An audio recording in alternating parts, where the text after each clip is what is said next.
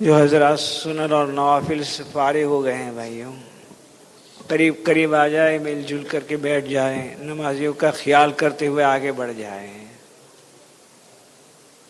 شب برات کا موقع ہے، توبہ اور استغفار کریں، اپنے گناہوں کی معافی مانگیں اللہ تعالیٰ کے سامنے،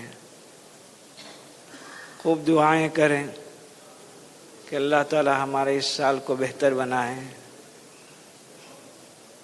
گزشتہ سال کتنے حضرات ہمارے ساتھ تھے، آج اس میں سے کچھ اللہ کی رحمت کے اندر پہنچ گئے ہیں، وہ ایک سبحان اللہ کے بھی محتاج ہو گئے ہیں۔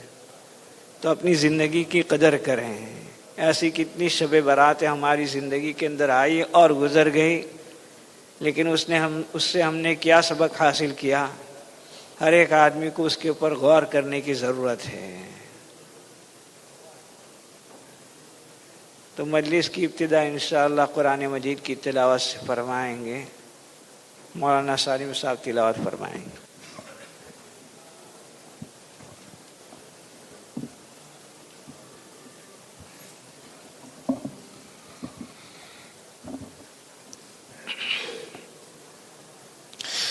اعوذ باللہ من الشیطان الرجیم، بسم اللہ الرحمن الرحیم۔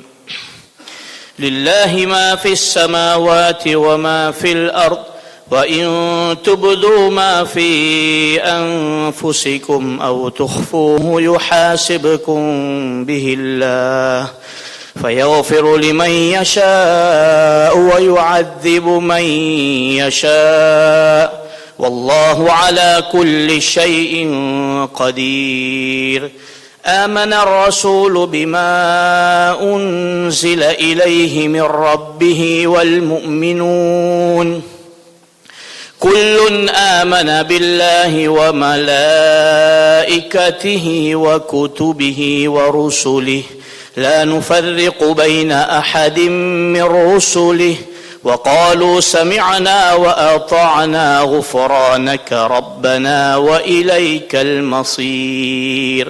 لا يكلف الله نفسا إلا وسعها لها ما كسبت وعليها ما اكتسبت ربنا لا تؤاخذنا إن نسينا أو أخطأنا ربنا ولا تحمل علينا إصرا كما حملته على الذين من قبلنا ربنا ولا تحملنا ما لا طاقة لنا به واعف عنا واغفر لنا وارحمنا أنت مولانا فانصرنا على القوم الكافرين۔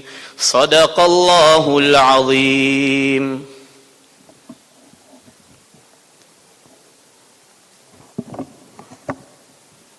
بھائیو آگے آگے بڑھ جاؤ، مل جل کر کے بیٹھو، مجلس کے آداب کا خیال کرتے ہوئے۔ اب ہم حضرت والا کو دعوت سخن پیش کرتے ہیں کہ ہمیں اپنے ملفوظات عالیہ سے نوازیں گے۔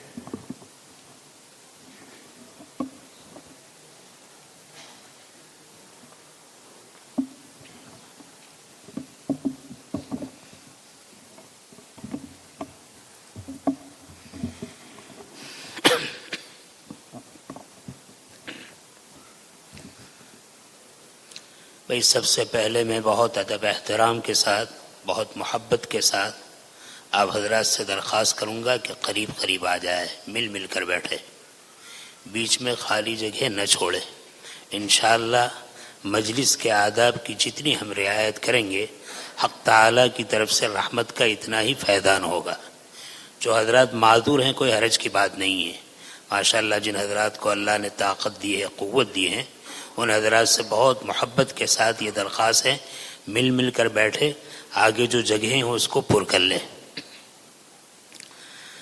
الحمدللہ رب العالمین الہ الاولین والآخرین والصلاة والسلام علی سائر الانبیاء والمرسلین والملائکة المقربین وعلى آلہ وصحبہ اجمعین۔ أما بعد فقد قال الله تبارك وتعالى في الكلام المجيد والفرقان الحميد فأعوذ بالله من الشيطان الرجيم بسم الله الرحمن الرحيم حاميم والكتاب المبين إنا أنزلناه في ليلة مباركة إنا كنا منذرين وقال الله تبارك وتعالى شهر رمضان الذي أنزل فيه القرآن صدق اللہ مولانا العظیم۔ میرے محترم بھائیوں، دوستوں اور بزرگوں، نبی قرآن کریم کی 2 آیاتیں آپ کے سامنے پڑھیے۔ سب سے پہلے یہ دعا ہے کہ حق تعالی شانہ اس بابرکت رات میں مفید اور نافع باتیں کہنے کی اور ہم سب کو سننے کی اور اس کے بعد ہم سب کو عمل کی توفیق نصیب فرمائے۔ حق تعالی شانہ بندوں پر بے انتہا کریم اور رحیم ہے، اسی لیے مغفرت کے بہانے بنائے ہیں۔ ان بہانوں میں یہ بھی ہیں کہ کبھی مقام اور جگہ کو فوقیت اور عظمت دی، کبھی اوقات کو عظمت دی کہ ان مقام اور ان وقت کی تھوڑی سی قدر کرنے کے ساتھ میرا بندہ میرے قریب ہو جائے۔ مقامات کے اعتبار سے ساری دنیا میں مساجد اور اسی طریقے سے مسجد حرام، مسجد نبوی، بیت المقدس، یہ مساجد ہیں جو اللہ کے قرب کے مقامات ہیں۔ ان مقامات میں آدمی عبادت کرتا ہے تو اس عبادت کی قدر و قیمت بڑھ جاتی ہے۔ اسی طرح بعض اوقات ہیں جن اوقات کو اللہ تعالیٰ نے یہ شان عطا فرمائی ہے کہ ان اوقات میں آدمی اپنے رب کو یاد کر لیتا ہے، اللہ تعالیٰ اس کو اپنا قرب نصیب فرماتے ہیں۔ اور بہانہ اس طور پر ہے کہ حق تعالی شانہ نے کچھ مہینے ایسے رکھے ہیں، کچھ دن ایسے رکھے ہیں، کچھ راتیں ایسی رکھی ہیں، کچھ اوقات ایسے رکھے ہیں کہ جن میں آدمی تھوڑی عبادت کرتا ہے، تھوڑا مانگتا ہے، اللہ تعالیٰ بہت ساری عبادتوں کا ثواب عطا فرماتے ہیں اور حق تعالی شانہ بہت زیادہ نوازتے ہیں۔ یہ شب برات جو 15ویں شعبان کی رات ہے، ہم مومنوں کے لیے بہت بابرکت رات ہے، لیکن میرے بھائیو صحیح بات یہ ہے، ایک اللہ والے سے پوچھا گیا کہ مومن کے لیے کون سی رات اور کون سا دن بڑا برکت والا ہے؟ بڑا عجیب جواب دیا۔ ارشاد فرمایا کہ وہ دن اور وہ رات جس دن اور جس رات میں بندہ اپنے رب کی نافرمانی سے بچ جائے وہ سب سے بڑی رات ہے، سب سے بڑا دن ہے، اور اس کے لیے بہت بے برکتی والا دن ہے اور بہت منحوس رات ہے جس رات میں وہ حق تعالی شانہ کی اور جس دن میں وہ حق تعالی شانہ کی نافرمانی کرے۔ یہ سارے دنوں کے اعتبار سے، ساری راتوں کے اعتبار سے، چاہے اس میں کوئی فضیلت ہے چاہے فضیلت نہیں ہے، اگر وہ اللہ کی یاد میں گزرتی ہیں، اللہ سے مناجات میں گزرتی ہیں، اللہ کی اطاعت اور فرما برداری میں گزرتی ہیں، مومن کے لیے اس سے بڑھ کر کوئی رات نہیں ہے۔ اور اگر نافرمانی میں گزرتی ہیں تو اس سے بدتر اور اس سے بے برکت کوئی رات نہیں ہے۔ تو مومن کے لیے تو اتنا بڑا مقام ہے، لیکن اس مقام کے ساتھ اگر کوئی فضیلت والی رات مل جائے تو سونے پر سہاگا ہے۔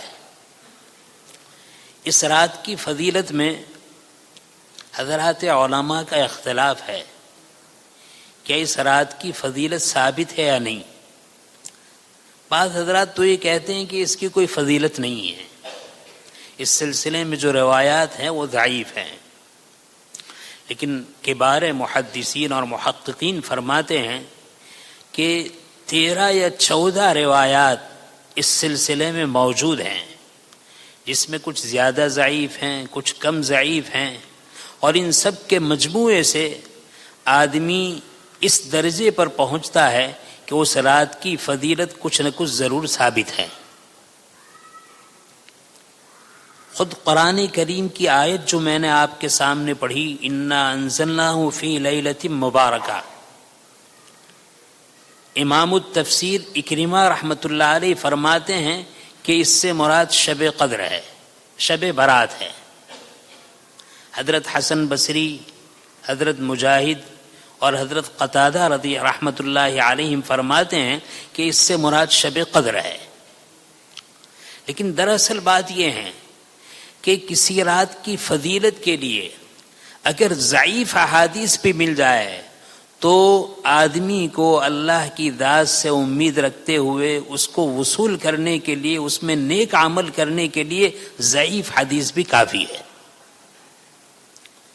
میرے عزیز بھائیوں، دوستوں اور بزرگوں، بعض روایتیں ہیں جس کی سند حسن کے درجے میں پہنچی ہوئی ہے، یعنی اس سے ہم استدلال کر سکتے ہیں کہ یہ رات بڑی برکت والی ہے۔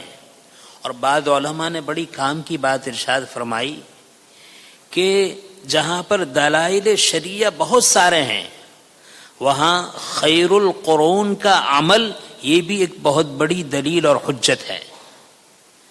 نبی کریم صلی اللہ علیہ وسلم کے صحابہ رضی اللہ عنہم، ان کے بعد حضرات تابعین اور ان کے بعد تبع تابعین رحمۃ اللہ علیہم کا جو زمانہ ہے، اس زمانے کے لوگ کو خیر القرون کہا جاتا ہے، سلف کہا جاتا ہے۔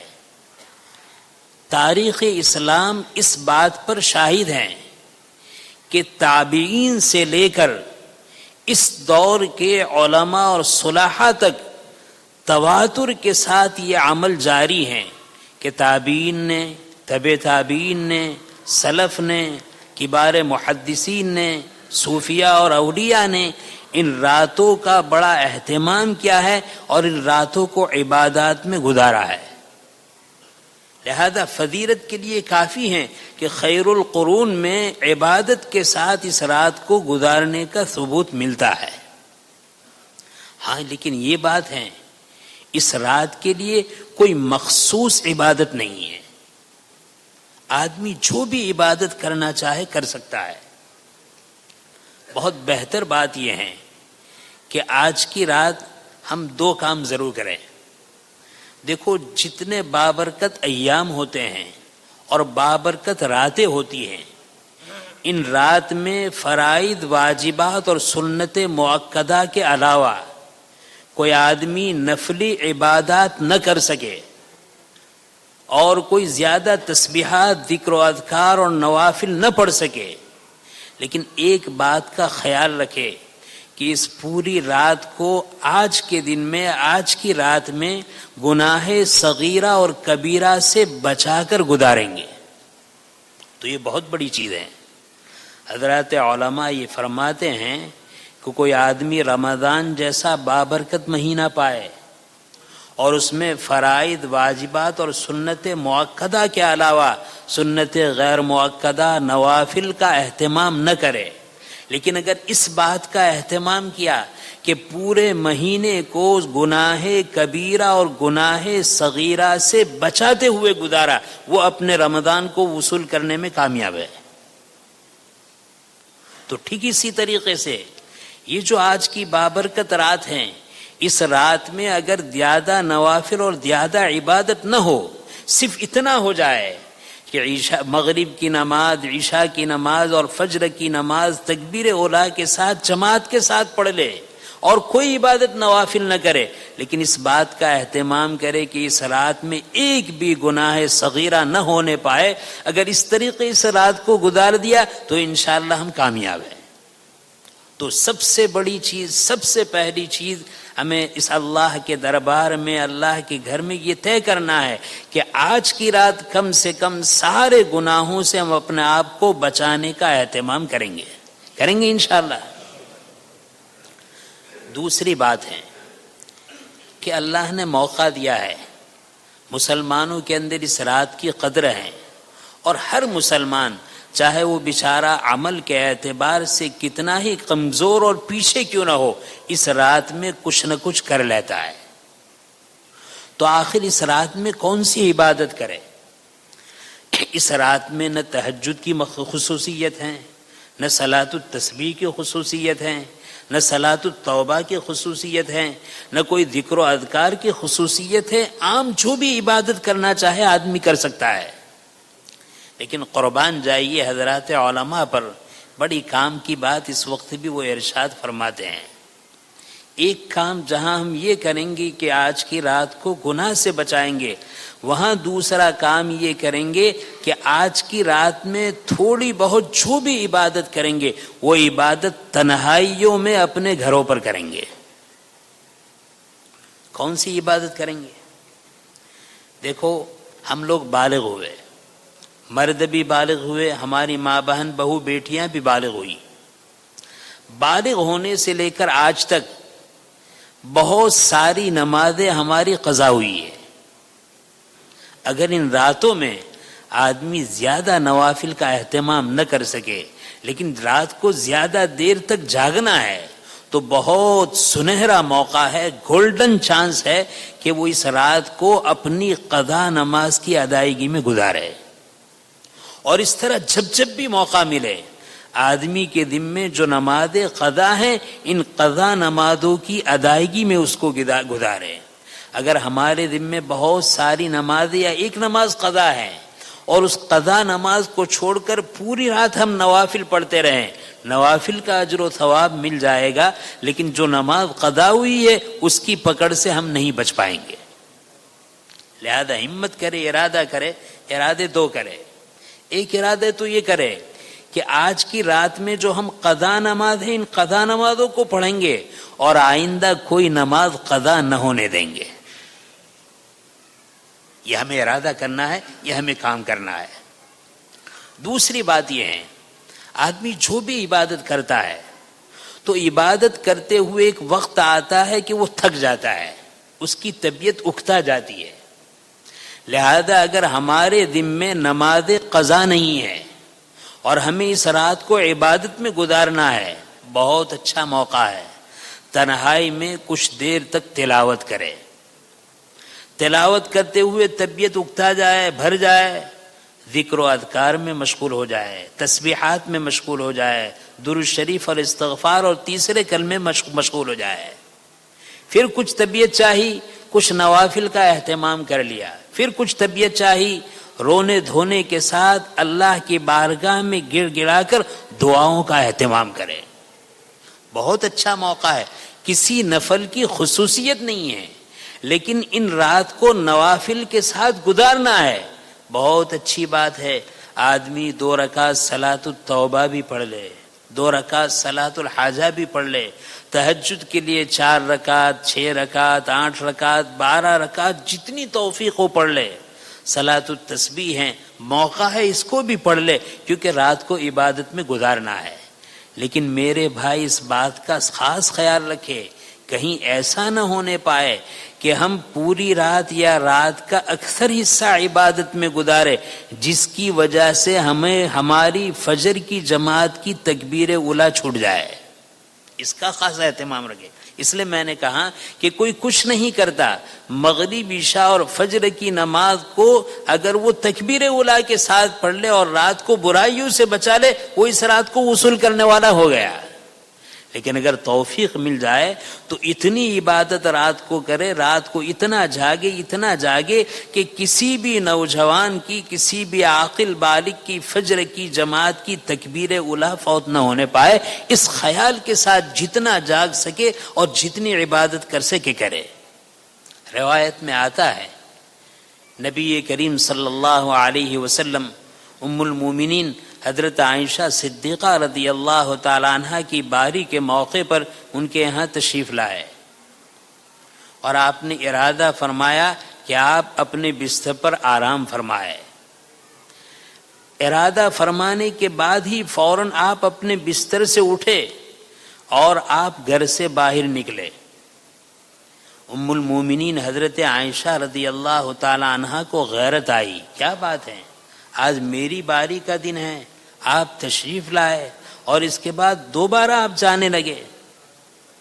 چنانچہ کچھ دیر کے بعد وہ بھی تیزی سے نکلی اور دیکھنے لگی، اور دل میں یہ خیال آیا کہ ہو سکتا ہے کہ آقائے دو جہاں صلی اللہ علیہ وسلم میری باری میں کسی اور زوجہ مطہرہ کے یہاں تشریف لے جائے۔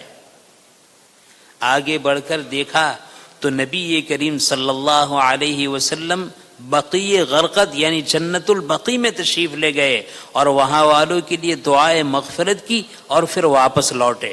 حضرت عائشہ رضی اللہ تعالیٰ عنہ نے دیکھا، بہت تیزی سے گھر پر آئی۔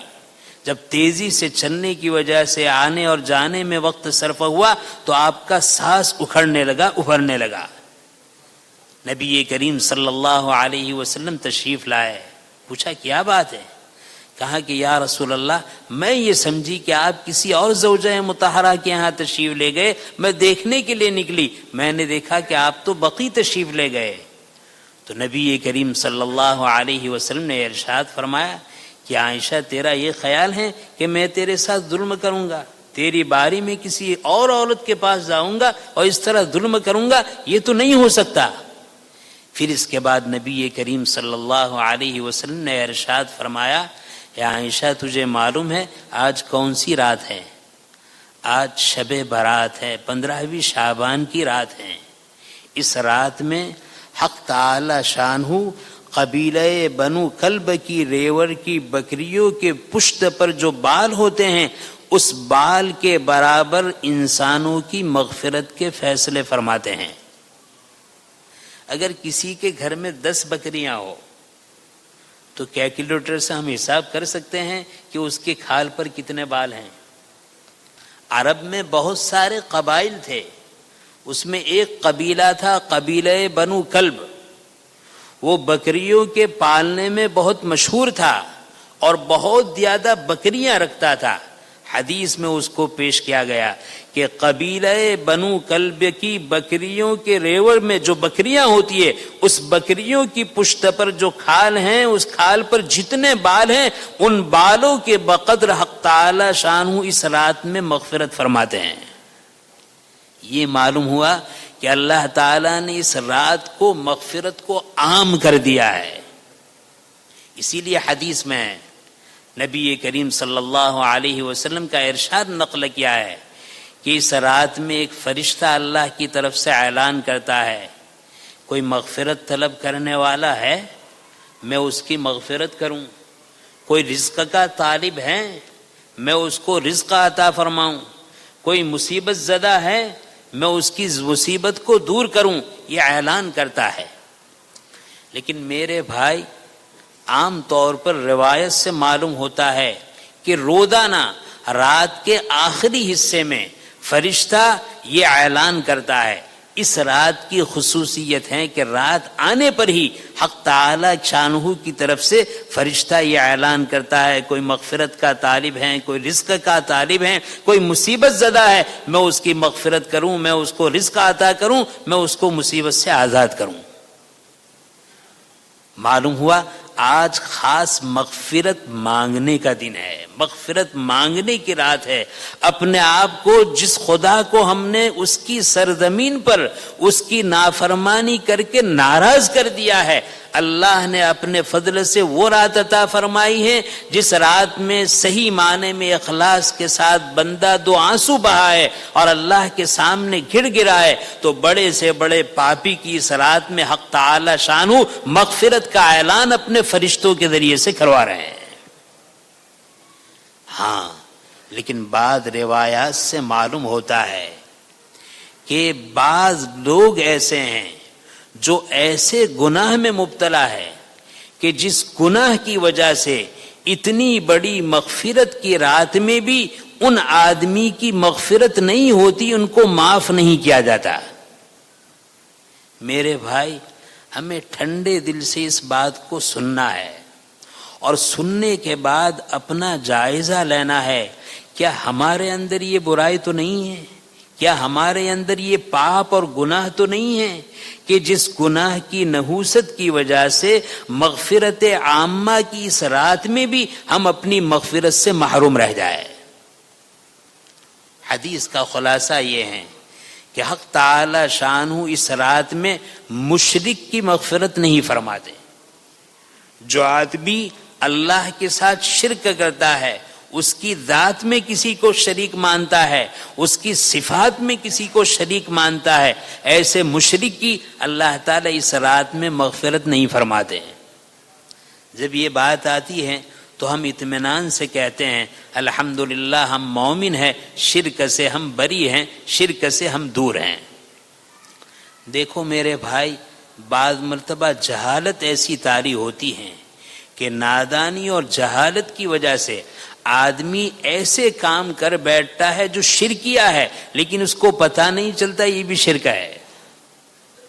مثال کے طور پر حق تعالی شانہ کی صفت خاصہ ہے، اولاد دینا اسی کا کام ہے اور کوئی اولاد نہیں دے سکتا. زندگی دینا اور موت دینا اسی کا کام ہے، اس کے علاوہ زندگی اور موت کوئی نہیں دے سکتا. اب اگر ایک مرد نے ایک عورت سے شادی کی، شادی کرنے کے بعد 5 سال گزر گئے، بہت ساری راتیں رو رو کر دعاؤں میں گزاری، علاج معالجے کے سلسلے میں کسی بھی تعویذ بنانے والے عامل کو نہیں چھوڑا، اور بزرگوں سے دعا کی درخواست کرنے میں پیچھے نہ ہٹا، اور ڈاکٹر اور حکیم اور وعید کے ڈسپنسریوں کو اور دواخانوں کو اس نے چکر لگا کر سب کو رون دیا. 5 سال ہو گئے اور 5 سال ہونے کے بعد بھی اولاد نہیں ہوئی. اب وہ کہتا ہے کہ اے پیر صاحب مجھے بیٹا دے دو، اے فلاں صاحب مجھے بیٹا دے دو. تو جو کام اللہ تعالی کی ذات کے ساتھ خاص ہیں، اس حاجت کو وہ اللہ کے غیر سے مانگ رہا ہے، یہ بھی شرک ہے، یہ بھی شرک ہے. ایسے شرک کرنے والوں کی اس رات میں مغفرت نہیں ہوتی. حدیث میں ہے جو آدمی دل میں کینہ کپٹ رکھتا ہے، اس کینہ رکھنے والے کی اس رات میں مغفرت نہیں ہوتی. یہ ایسی بیماری ہے، ایسا مرض ہے کہ اگر ہم دوسرے کے بارے میں سوچیں گے تو شاید یہ فیصلہ کریں گے کہ 80% لوگوں کے دلوں میں کینہ ہے، لیکن بجائے دوسرے کے دلوں کو ٹٹولنے کے، دوسرے کے احوال کو دیکھنے کے، ہر شخص اپنے گریبان میں جھانکے اور ٹھنڈے دل سے سوچے کہ اے بندے خدا، اے کہنے والے، سننے والے، تیرے دل میں کینہ ہے یا نہیں؟ اللہ رحم فرمائے، شاید کوئی دل یہ گواہی دے کہ میرے دل میں کینہ نہیں ہے، ورنہ سارے سینے کینے سے بھرے ہوئے ہیں. ایسے کینہ ورگی اس عظیم رات میں مغفرت نہیں ہوتی. حدیث نبوی صلی اللہ علیہ وسلم کا یہ مفہوم ہے. بعض روایت میں ہے ناحق کسی مسلمان کو قتل کرنے والے قاتل کی مغفرت نہیں ہوتی. بعض روایات میں ہے جو آدمی ہمیشہ شراب پیتا ہے، شراب کا عادی ہے، اور بغیر توبہ کے وہ مر گیا، اس مبارک رات میں ایسے شرابی کی مغفرت نہیں ہوتی. میرے بھائی، ایک تو شراب ہے، ایک وہ چیزیں ہیں جو شراب کی طرح نشہ آور ہیں اور شراب کی طرف لے جانے والی ہیں. جس طرح شراب حرام ہے، وہ چیزیں جو نشہ کرنے والی ہیں، شراب کی طرف لے جانے والی ہے، یہ بھی حرام ہے. اگر حدیث کا مفہوم یہ ہے کہ شرابی جو بغیر توبہ کے مر جائے اس کی مغفرت نہیں ہوتی، تو ہر نشہ آور چیز کا استعمال کرنے والا وہ اس کا ایسا عادی بن چکا ہے کہ بغیر توبہ کی دنیا سے چلا گیا، اس رات میں مغفرت سے وہ بھی محروم رہتا ہے. جس دور میں ہم گزر رہے ہیں، اس دور میں ذرا ہمیں دیکھنا چاہیے. ہم اپنی اولاد پر نظر کریں، ہم اپنے گھر والوں پر نظر کریں، ہم اپنے آپ پر نظر کریں کہ بھئی ہم میں سے، ہمارے اولاد میں سے کوئی ایسا تو نہیں ہے جو شراب کا لٹو بن چکا ہے، جو نشے کا لٹو بن چکا ہے، جو ڈرگس بیچنے والا ہے، جو ڈرگس خریدنے والا ہے، جو گانجا اور چرس کا استعمال کرنے والا ہے، یہ مقدمات ہے، سب کا نتیجہ شراب نوشی ہے۔ آج وہ پیتا نہیں ہے، خریدتا ہے، آج وہ پیتا نہیں ہے، بیچتا ہے، کل یہ خریدنے والا اور یہ بیچنے والا پینے سے اور استعمال کرنے سے محفوظ نہیں رہتا، وہ بھی آخر میں شرابی کی صف میں آ جاتا ہے۔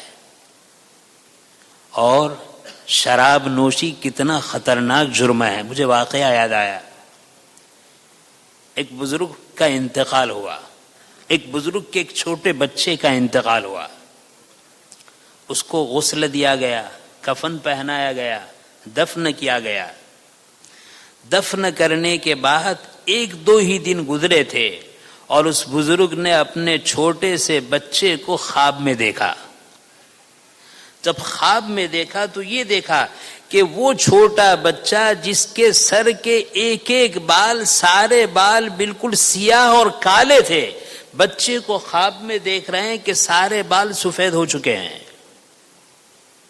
باپ کو بڑی حیرت ہوئی کہ بات کیا ہے، میں نے تو اس معصوم بچے کو اس حال میں دفن کیا تھا کہ اس کے سر کے سارے بال کالے اور سیاہ تھے، اور بچے کو دیکھ رہا ہوں کہ اس کے سر کے بال سفید ہو چکے ہیں۔ بچے سے پوچھا، ارے بچے یہ تو بتا کہ تیرے سر کے بال سفید کس طرح ہو گئے؟ وہ بچہ کہنے لگا کہ مجھے دفن کرنے کے بعد اسی قبرستان میں ایک ایسے شرابی کو دفن کیا گیا جو شراب کا عادی تھا، بغیر توبہ کے مر گیا۔ جب اس کو زمین میں دفن کیا گیا، اللہ کی مخلوق جہنم کو ایسا تیش اور جوش آیا کہ اس نے ایک ایسا تیز سانس لیا جس سانس کی وجہ سے میری عمر کے جتنے بچے تھے سب کے سیاہ بال سفید ہو گئے۔ یہ شراب نوشی کی وبا ہے، یہ شراب نوشی کا نقصان ہے کہ جہنم کو تیش آتا ہے، اور جہنم ایسی سانس لیتی ہے کہ جس کی وجہ سے اس کے سر کا کوئی بال باقی نہیں رہا جو سفید نہ ہو گیا ہو۔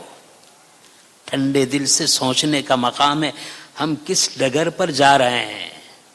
ہم جس چیز کو بہت ہلکا سمجھ رہے ہیں، ہم جس چیز کو بہت معمولی سمجھ رہے ہیں، انجام کے اعتبار سے، میدان محشر کے اعتبار سے، آخرت کے اعتبار سے وہ کتنا بھیانک اور کتنا ہیبت ناک ہے۔ نبی کریم صلی اللہ علیہ وسلم کے ارشادات سے پتہ چلتا ہے کہ اس رات میں والدین کی نافرمانی کرنے والے بیٹے کی بھی مغفرت نہیں کی جاتی۔ بڑا ایک اہم موضوع ہے، ماں باپ کیا ہے اور اولاد کیا ہے۔ اگر کوئی بیٹا بیچارہ ایسا ہے جس نے نافرمانی کر کے اپنے ماں باپ کو ستایا ہے اور اپنے ماں باپ کو رلایا ہے، میں بہت درد دل کے ساتھ اسے درخواست کروں گا کہ مغفرت عامہ کی رات میں اس وقت تک نہ سوئے جس وقت تک اپنے ماں باپ سے معافی نہ مانگ لے اور ماں باپ کے دل کو خوش نہ کر لے۔ ایسا نہ ہو کہ ہزاروں لاکھوں کروڑوں انسانوں کی مغفرت کے فیصلے ہو اور نافرمانی کی وجہ سے تو مغفرت سے محروم ہو جائے۔ عجیب عجیب علماء نے حالات لکھے ہیں، مجھے اس پر بھی واقعہ یاد آیا، غالباً حوشب کا۔ فرماتے ہیں کہ ایک بڑھیا ماں تھی، اس کا بیٹا تھا، وہ بیٹا نافرمان تھا، برا تھا۔ عصر کی نماز کا وقت ہوتا تھا تو بوڑھی اماں کہتی تھی بیٹے اذان ہو چکی ہے، نماز پڑھ لے۔ تو بچہ سنتا نہیں تھا، بار بار ماں بڑی شفقت کے ساتھ یہ بات کہتی تھی۔ ایک مرتبہ بیٹے نے طیش میں آ کر کہا کہ کیا گدھی کی طرح چلاتی رہتی ہے، مجھے نماز کا کہتی رہتی ہے۔ ماں خاموش ہو گئی۔ تھوڑے دن کے بعد اس بیٹے کا انتقال ہوا، لوگوں نے اس کو دفن کر دیا۔ دفن کرنے کے بعد دوسرا دن آیا اور جب عصر کا وقت آیا تو عصر کے وقت ہوتا یہ تھا کہ اس کی قبر سے گدھے کے چیخنے کی آواز آتی تھی۔ اہل دل سے پوچھا گیا کیا ہے؟ کہا ہے کہ معافی ماں کی نافرمانی ہے. نافرمانی میں اس نے کہا تھا کہ گدھی کی طرح چیختی رہتی ہے. اس کا عذاب یہ ہوا کہ ماں باپ کی نافرمانی کی وجہ سے روزانہ عصر کا وقت آتا ہے اور اس کی قبر سے گدھے کی چیخنے کی آواز آتی ہے. میرے عزیز بھائیوں، میرے نوجوانوں، ماں باپ اللہ کا بہت بڑا تحفہ ہے، اللہ کی بہت بڑی نعمت ہے. حقوق دونوں کے ہیں. ماں باپ کے حقوق اولاد پر بھی ہیں، اولاد کے حقوق ماں باپ پر بھی ہے. میں خالی یہی کہنا چاہتا ہوں کہ اگر اس طریقے سے ہم سے اپنے ماں باپ کے صلے میں کوئی گستاخی ہوئی ہے یا ماں باپ سے کوئی زیادتی ہوئی ہے، دونوں کو چاہیے کہ معافی کا دامن ایک دوسرے کے لیے بڑھا لے. روایتوں میں آتا ہے اس رات میں ان دو رشتہ داروں کی مغفرت نہیں ہوتی جو آپس میں رشتے ناطے کو کاٹتا ہے، رشتہ داری کو ختم کرتا ہے، دشمنی اور عداوت اختیار کرتا ہے. ذرا اس سلسلے میں دوبارہ عرض کروں گا، ہم ذرا اس معاشرے میں، جس معاشرے میں ہم رہ رہے ہیں، ذرا ٹھنڈے دل سے اپنا جائزہ لیں. ہمارے گھر میں، ہمارے خاندان میں ہمارے بھائی موجود ہیں، ہماری بہنیں موجود ہیں، ہماری خالہ اور پھوپھی موجود ہیں، چچا اور ماموں موجود ہیں، خالہ داد، پھوپھی داد، چچا داد، ماموں داد، بھائی بہن موجود ہیں.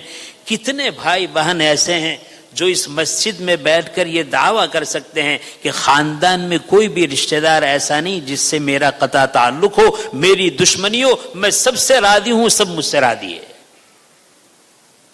میرے بھائی، جواب دینے کے ہمیں لالے پڑ جائیں گے. جس دور سے ہم گزر رہے ہیں اس دور کا حال یہ ہے، مال و دنیا کی محبت کے خاطر، عزت نفس کے خاطر، عہدے اور منصب کے خاطر، اپنی خواہشات کے چونچلوں کے خاطر، سال کے بنائے ہوئے رشتے، پیدائشی جو رشتے ہیں بھائی بہن کے، آن کی آن میں بھائی بہن کے رشتے کو کاٹنا ہمارے لیے آسان ہو گیا ہے. خالہ، پھوپھی، ماموں، چچا داد تو دور کی بات رہی، دو بھائی آپس میں مال کی بنیاد پر ایک دوسرے کا دشمن بنا ہوا ہے، بھائی بہن آپس میں دشمن بنے ہوئے ہیں. اور جس دور کو ہم ترقی یافتہ دور کہہ رہے ہیں، اس ترقی یافتہ دور کا حال یہ ہے کہ اس مال و دولت کی بنیاد پر اولاد ماں باپ کی اور ماں باپ اولاد کی دشمن بنی ہوئی ہے. اور دشمنی کہاں تک پہنچی ہے؟ دشمنی یہاں تک پہنچی ہے اولاد کے دل میں ماں باپ کے سلسلے میں ایسی دشمنی، ایسی عداوت، ایسا زہر بھرا ہوا ہے کہ زندگی بھر بیٹا اپنی ماں کا منہ دیکھنا نہیں چاہتا، یہاں تک کہ ماں کا انتقال ہوتا ہے جنازے میں شرکت کے لیے تیار نہیں. آج جس معاشرے میں ہم رہے، اس معاشرے کا یہ حال ہے. میں پھر عرض کروں گا، موقع ہے، ابھی موقع گیا نہیں ہے، روح ہمارے جسم میں موجود ہے. ہم یہ طے کریں کہ اس مجلس سے اٹھنے کے بعد سب سے پہلے ہم یہ کام کریں گے کہ ہم نے جس سے اپنے رشتے ناطے کو توڑا ہے، چاہے وہ ہمارے ماں باپ ہو، چاہے وہ ہماری اولاد ہو، چاہے وہ ہمارے بھائی بہن ہو، چاہے وہ ہمارے قریبی رشتہ دار ہو، چاہے وہ ہمارے دور کے رشتہ دار ہو، سب سے پہلے ہم آگے بڑھیں گے اور آگے بڑھنے کے بعد معافی تلافی کا معاملہ کریں گے. لیکن میرے بھائی، میں پھر عرض کروں گا، جب ایسی بات سنتے ہیں تو بابرکت رات کی وجہ سے دل نرم ہوتا ہے. اللہ کے دربار میں بیٹھ کر آدمی پختہ ارادہ کرتا ہے کہ مجلس سے اٹھنے کے بعد ضرور یہ کام کروں گا، بھائی سے معافی مانگوں گا، ماں باپ سے معافی مانگوں گا، دوست رشتہ داروں سے معافی مانگوں گا. لیکن مجلس ختم ہوتی ہے اور مسجد سے باہر نکلتا ہے تو شیطان آ کر کہتا ہے کہ قصور تیرا تھوڑا ہے، قصور تو اس کا ہے. اور دنیا کا فلسفہ اور قانون یہ ہے کہ جس کا قصور ہو وہ معافی مانگے، جس کا قصور نہ ہو معافی کیوں نہ مانگے. قصور میرا نہیں، قصور اس کا ہے، میں معافی کیوں مانگوں. شیطان اس طریقے سے بہکاتا ہے اور جو دشمنی اور عداوتیں ہوئی ہیں اس دشمنی اور عداوت کو برقرار رکھنے کے لیے آگے نہیں بڑھنے دیتا اور معافی تلافی کی صورت کو وجود میں آنے نہیں دیتا. بہت اچھا طریقہ ہے. یقیناً ہمیں معلوم ہے قصور ہمارا نہیں ہے، ہمارے بھائی کا ہے. قصور میرا نہیں ہے، میرے رشتہ دار کا ہے، لیکن تھوڑی دیر کے لیے نفس کو دبا لے اور یہ طے کر لے کہ ہمیں تو اللہ کی مغفرت مطلوب ہے، کس کا قصور ہے یہ ہمیں مطلوب نہیں ہے. یہ طے کریں گے کہ قصور اس کا ہے، میں اپنے آپ کو قصوروار ٹھہراؤں گا، اس کو بے قصور ٹھہراؤں گا، اور جانے کے بعد پہلے معافی تلافی کروں گا، تاکہ اس معافی تلافی کی بنیاد پر آج میری بھی مغفرت انشاءاللہ ہو جائے اور میرے رشتہ دار کی بھی مغفرت ہو جائے، دونوں مغفرت سے محروم نہ رہے. صاحبان الہند علامہ سعید دہلوی رحمۃ اللہ، محمد سعید دہلوی احمد سعید دہلوی رحمۃ اللہ علیہ نے ایک واقعہ لکھا جو مجھے یاد آیا. دیکھو میں آپ سے عرض کرنا چاہتا ہوں، دو رشتہ داروں میں آپس میں کسی وجہ سے تعلقات ختم ہو گئے، دشمنی اور عداوت قائم ہو گئی. پھر ایک کو اللہ نے توفیق دی کہ اس نے اپنے دل کو بڑا کیا، اور دل کو بڑا کرنے کے بعد معافی تلافی کے لیے آگے نکلا اور کہا کہ مجھے معاف کر دے. تو دوسرے آدمی کا کام کیا ہونا چاہیے؟ ضرور اس کو معافی دے دے.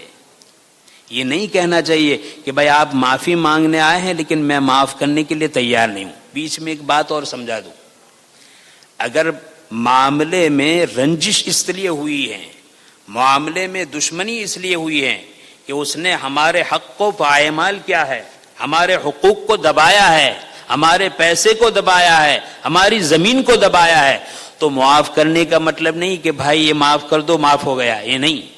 معاف کرنے کا مطلب یہ ہے کہ اعتراف کرے میں نے تمہارے پیسے دبائے ہیں، میں نے تمہارا مال دبایا ہے، میں نے تمہاری زمین دبائی ہے، میں نے تمہاری جائیداد دبائی ہے.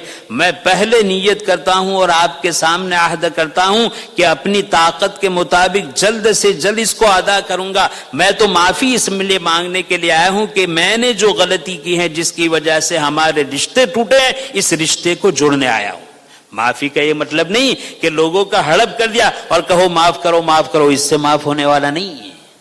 مجھے بتانا ہے کہ آدمی سامنے معافی کے لیے آئے تو دوسرے آدمی کو چاہیے ضرور معاف کر دے، معافی کو ٹھکرانا نہیں چاہیے. صاحبان الہند مولانا احمد سعید دہلوی رحمۃ اللہ علیہ نے عجیب واقعہ نقل فرمایا ہے.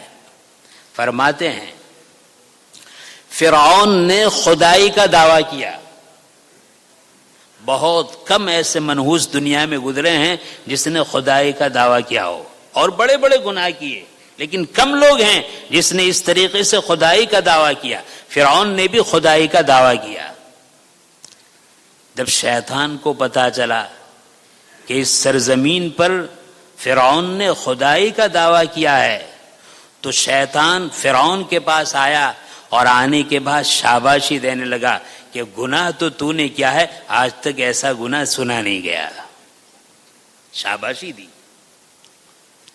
جب شاباشی دی تو فرعون آخر انسان تو تھا، تو اس کے دل کو دھچکا لگا کہ یار بڑا گناہ ہوا ہے، بہت بڑا پاپ ہوا ہے، بہت بڑا جرم ہوا ہے. احساس ہوا. جب احساس ہوا اور شیطان کو اس کی اطلاع ملی تو شیطان کہنے لگا کہ میرا داؤ تو بیکار گیا. میں تو چاہتا تھا کہ وہ اپنے ارادے پر اور اپنے گناہ پر برقرار رہے، اس کو تو احساس ہو رہا ہے کہ غلطی کی. تو پھر اس کو بہکایا کہ نہیں، تیری خدائی تو مسلم ہے. اس کو واپس اپنے اعتقاد پر جما دیا. جب واپس اپنے اعتقاد پر جما دیا تو فرعون نے پوچھا کہ میں نے خدائی کا دعویٰ کیا ہے، بہت بڑا پاپ ہے، کیا تیری نظر میں کوئی ایسا پاپ ہے جو اس سے بھی بڑا ہو؟ شیطان کہنے لگا ہاں، ایک گناہ ہے، ایک پاپ ہے جو میری نظر میں اس سے بھی برا ہے. کہا وہ کون سا پاپ ہے؟ تو شیطان کہنے لگا دو مسلمان آپس میں لڑنے کے بعد ایک کو احساس ہو کہ دشمنی اچھی چیز نہیں ہے، محبت ملنساری رشتہ داری اچھی چیز ہے، اور جس کو یہ خیال آئے وہ اس خیال کے آنے کے بعد اپنے دوسرے بھائی سے معافی تلافی کے لیے آگے بڑھے، اور جب معافی تلافی کے لیے آگے بڑھ کر کہے بھائی میرا قصور ہے مجھے معاف کر دے، وہ سامنے والا کہے تو معافی مانگتا ہے میں تجھے معاف نہیں کرتا، شیطان کہتا ہے کہ معافی مانگنے پر معاف نہ کرنے والا میری نگاہ میں تجھ سے بڑا اللہ کا پاپی ہے۔ لہذا میں عرض کروں گا آج کی رات واقعی میں اپنے آپ کو گناہوں سے پاک صاف کرنے کی ہے۔ یہ جو فہرست بتائی گئی ہے ہم سب اپنا جائزہ لیں کہ اس فہرست میں کون سی فہرست میں ہم آتے ہیں۔ شرک میں آتے ہیں، الحمدللہ اللہ نے ہمیں بچایا ہے، ماں باپ کی نافرمانی میں آ رہے ہیں، شراب پینے میں آ رہے ہیں، لوگوں کے سلسلے میں کینہ کپٹ کے بارے میں آ رہے ہیں، لوگوں کو قتل کرنے کے گناہ میں آ رہے ہیں، رشتہ داری کو کاٹنے کے گناہ میں آ رہے ہیں۔ کون سے گناہ ہیں جس گناہ میں ہم آ رہے ہیں، تاکہ آج کی رات میں اس گناہ سے اچھے طریقے پر توبہ کریں گے، استغفار کریں گے اور اللہ کو راضی کریں گے۔ یہ چند باتیں تھی جو 15ویں شعبان سے متعلق ہیں، لیکن میرے بھائی یہ ایک رات کا مسئلہ ہے، اور اس کے بعد قریبی زمانے میں رمضان المبارک آ رہا ہے۔ میں چاہتا ہوں مختصر بات اس کے سلسلے میں عرض کروں۔ ایک آدمی رمضان المبارک کس طرح گزارے؟ علماء نے لکھا ہے کہ رمضان میں انسان کی ضرورت کے کرنے کے کام 3 قسم کے ہیں۔ بعض کام تو وہ ہیں جس کو رمضان میں بھی کرنا ضروری ہے، بعض کام وہ ہیں جس کو رمضان سے پہلے نمٹایا جا سکتا ہے، اور بعض کام وہ ہیں جس کو رمضان کے بعد بھی تاخیر کی جا سکتی ہے، رمضان کے بعد بھی ادا کیا جا سکتا ہے۔ ہر آدمی یہ طے کرے کہ رمضان کے پورے اوقات میں سے وہ کام جس کام کو ہم رمضان سے پہلے نمٹا سکتے ہیں رمضان سے پہلے نمٹا دیں گے، تاکہ اس کو رمضان میں کرنا نہ پڑے، اور جو کام ایسے ہیں کہ رمضان سے پہلے نہ نمٹائے لیکن رمضان میں نہ کرے تو بعد میں بھی اس کو کر سکتے ہیں، اس کام کو بعد کے لیے رکھ دیں۔ اور بعض کام ایسے ہیں جس کو رمضان میں کرنا ضروری ہے۔ مختصر سی بات، جیسے رمضان کا مہینہ آتا ہے تو رمضان کی تیاری ہوتی ہے۔ کیا تیاری ہوتی ہے؟ گھر میں سے ماں بہن بہو بیٹیوں کی طرف سے فہرست ملتی ہے کہ رمضان کا مہینہ آنے والا ہے، افطاری کے لیے اتنی ساری آئٹم چاہیے، عید کے لیے اتنی ساری بنانے کی آئٹم چاہیے، یہ خریدنا تمہاری ذمہ داری ہے، فہرست تمہارے ہاتھ میں ہے۔ مرد کو مشغول کر دیا جاتا ہے اس کام کے لیے، مرد اس کام کو نمٹا سکتا ہے کہ بھئی یہ ساری چیزیں پہلے سے کر لے۔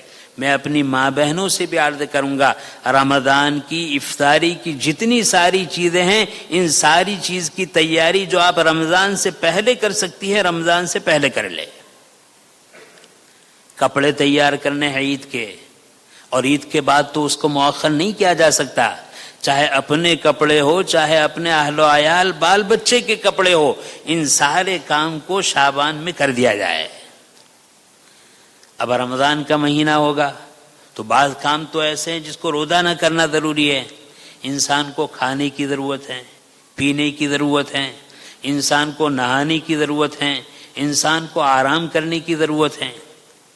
تو روزانہ اس کام کے لیے ہمیں جتنا وقت چاہیے، جتنے وقت کی ضرورت ہے، اچھا یہ ہے کہ رمضان میں اوقات کو کم کر دیں۔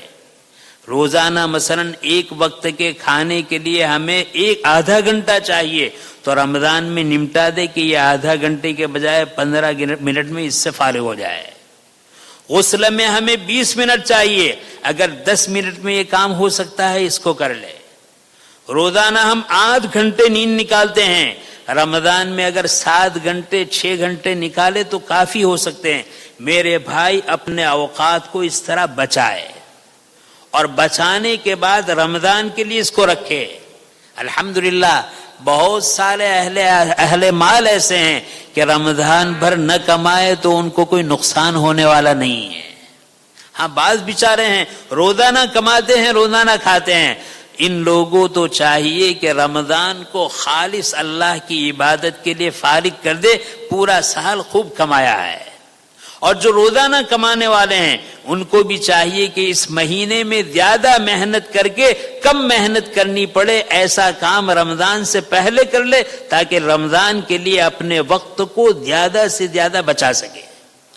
اور جب رمضان کا مہینہ آئے تو رمضان کا مہینہ داخل ہونے کے بعد یہ ترتیب بنائے کہ رمضان میں ہمارے 3 کام ہیں، چوتھا کوئی کام نہیں ہوگا۔ ایک کام ہوگا ضروریات زندگی کو پورا کرنا، کھانا پینا پہننا، کھانا پینا، غسل، بیت الخلاء وغیرہ۔ اور دوسرا کام ضرورت کی مقدار سونا، اور تیسرا کام زیادہ سے زیادہ اپنے آپ کو عبادت کے لیے فارغ کرنا۔ تو میرے بھائی رمضان کی ترتیب ہماری اس طرح ہو کہ پہلے سے اس وقت ہو۔ کیوں رمضان میں ایسا کرنا ہے؟ رمضان کا مہینہ کیسا ہے؟ حضرت مولانا احمد اللہ صاحب راندیری رحمۃ اللہ علیہ بڑی اچھی بات ارشاد فرمایا کرتے ہیں، کہا حدیث میں ہے کہ رمضان میں جو فرض ایک فرض ادا کرتا ہے 70 فرض کے ادا کرنے کے برابر ثواب ملتا ہے، اور ایک نفل ادا کرتا ہے تو ایک فرض ادا کرنے کے برابر ثواب ملتا ہے۔ حضرت فرمایا کرتے تھے، اس کو آپ حصی مثال سے سمجھو، اگر پاناما کی حکومت یہ اعلان کر دے کہ جس کے گھر میں لوہا ہے، لوکھنڈ، اس لوکھنڈ کو پاناما کی بینک سونے کی قیمت میں خریدے گی، ہے لوہا لیکن کس قیمت میں خریدے گا؟ سونے کی قیمت میں۔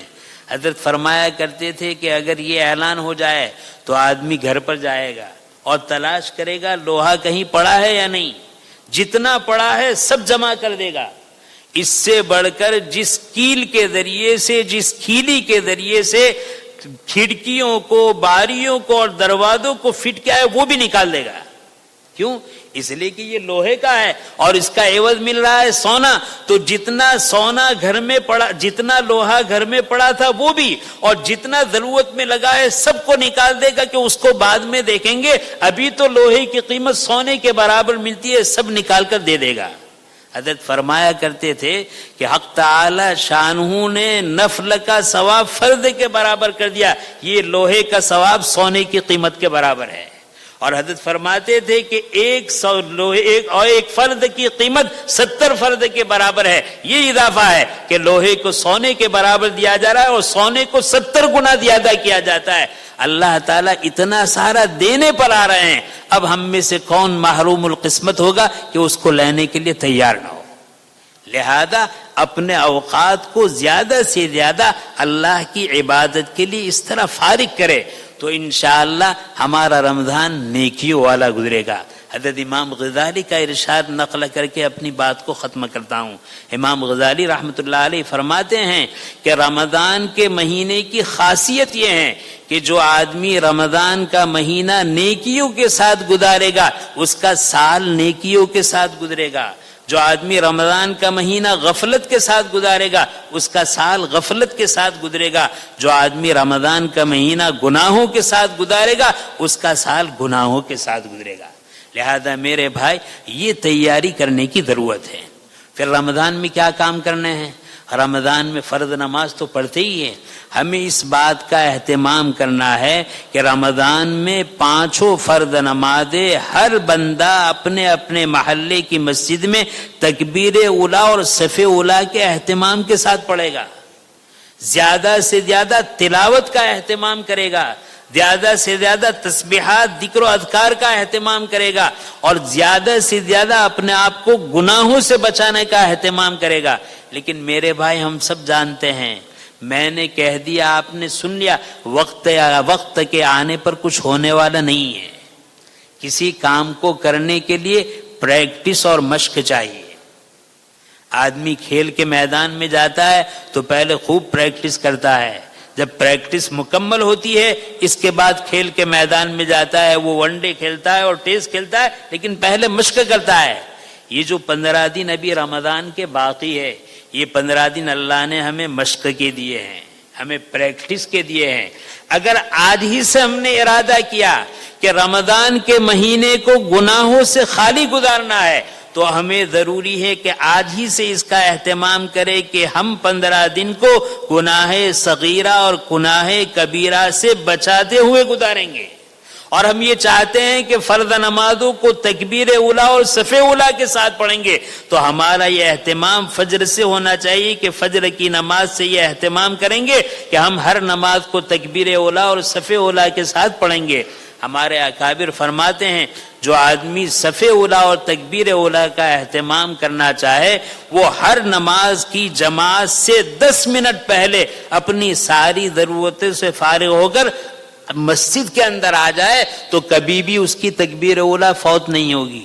مثال کے طور پر عشاء کی نماز 8:15 بجے ہیں، اگر ہم 8 بجے 8:05 کو آ گئے روزانہ، کبھی 2-4 منٹ آگے ہوئی تو بھی تکبیر اولا فوت نہیں ہوگی. لیکن ہم یہ چاہتے ہیں کہ 8:15 بجے نماز ہے، ہم 8:12 کو پہنچے 13 کو پہنچے تو تکبیر اولا کا اہتمام نہیں ہوگا. تو ہر فرض نماز کی ادائیگی کے لیے کم سے کم 10 منٹ پہلے آنے کی مشق ابھی سے کریں گے تو انشاءاللہ رمضان کے آنے کے بعد ان نمازوں کو اپنے اوقات پر تکبیر اولا کے ساتھ پڑھنا آسان ہوگا. پھر اگر ہم چاہتے ہیں کہ قرآن کریم کی تلاوت کرے، سال بھر ہم تلاوت نہیں کرتے، ابھی سے ہم اس کی مشق شروع کر دیں گے. ابھی سے شروع کر دیں گے کہ بھائی تسبیحات کا اہتمام کرنا ہے، ابھی سے ہم اہتمام کریں گے دعاؤں کا اہتمام کرنا ہے تو انشاءاللہ رمضان کے آنے کے بعد اس پر عمل کرنا آسان ہوگا. تو میرے بھائی میری یہی درخواست ہے کہ یہ 15 دن بڑی تربیت کے ہیں، مشق ہیں، اور سب سے بڑی مشق اپنے آپ کو گناہوں سے بچانے کی ہے. انشاءاللہ مشق ابھی سے شروع کر دی، رمضان میں بچنا آسان ہو جائے گا. اعمال صالحہ کی مشق ابھی شروع کر دی، انشاءاللہ رمضان میں اعمال صالحہ کرنا آسان ہو جائے گا. اور پھر اللہ کے حبیب صلی اللہ علیہ وسلم کی وہ بد دعا کہ جس کو رمضان کا جیسا مبارک مہینہ ملے پھر بھی اس کی مغفرت نہ ہو، وہ ہلاک ہو جائے، حضرت جبرائیل کی آمین، اس نبی کریم صلی اللہ علیہ وسلم کی بد دعا اور جبرائیل کے آمین والی مقبولیت والی بد دعا سے بھی ہم بچ جائیں گے. لہذا ہمیں کوشش کرنی ہے، ارادہ کرنا ہے اور آج ہی سے اس بات کو طے کرنا ہے کہ گناہوں سے بچنے کا بھی اہتمام کریں گے، نیکیوں کے کرنے کا بھی اہتمام کریں گے تاکہ جو رمضان کا مہینہ آ رہا ہے ہم عافیت کے ساتھ، امن و سلامتی کے ساتھ، اللہ کی رضامندی کے ساتھ گزارنے والے بن جائے. حق تعالی شانہ نے جو باتیں کہلوائی، حق تعالی شانہ ہمیں عمل کی توفیق نصیب فرمائے. آمین وآخر الدعوانا الحمدللہ رب العالمین. بڑی رات ہیں، دعاؤں کا اہتمام کرے، خوب دل لگا کر دعا کرنا ہے.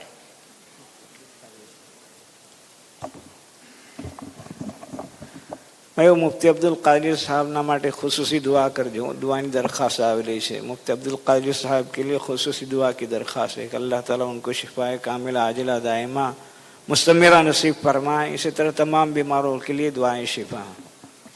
अल्हम्दुलिल्लाह आज हमारे गश का दिन भी है मदीना मस्जिद के अंदर. तो आज बड़ी रात के अंदर जो साथी अब ये भी नियत करें कि हम अल्लाह के रास्ते के अंदर जल्द से जल्द 4 महीना लगाएंगे इंशाल्लाह.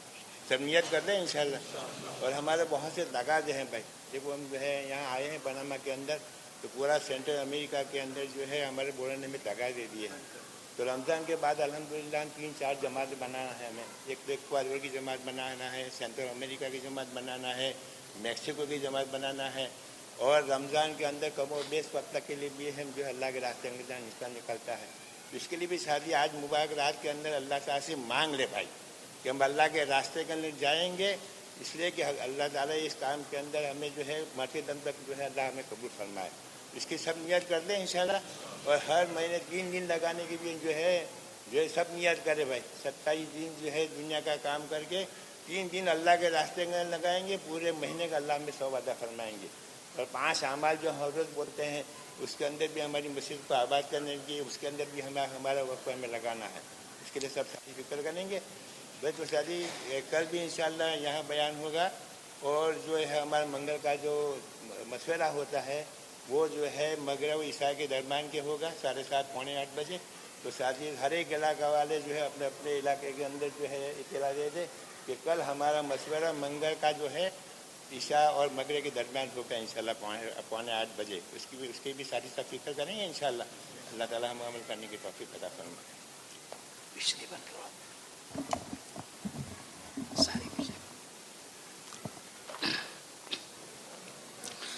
بھائی دعا کر لیں.